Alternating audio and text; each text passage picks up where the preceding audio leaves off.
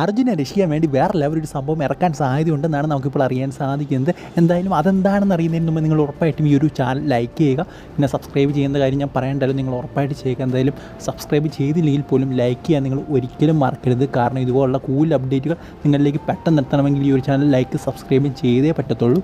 നമുക്കറിയാം, പഠിച്ച പണി 18 നോക്കിയിട്ടും അർജുനെ ആ ഒരു വെള്ളത്തിൽ നിന്ന് രക്ഷിക്കാനോ അല്ലെങ്കിൽ കണ്ടെത്താനോ എന്തെങ്കിലും, അതായത് ലോറി പോലും കണ്ടെത്താൻ നമുക്ക് പ്രോപ്പറായിട്ട് സാധിച്ചിട്ടില്ല. അവിടെ ഉണ്ട് ഇവിടെ ഉണ്ട് എന്ന് പറയുന്നതല്ലാതെ പ്രോപ്പറായിട്ട് ഒന്നും തന്നെ നമുക്ക് ഇതുവരെ കണ്ടെത്താൻ സാധിച്ചിട്ടില്ല.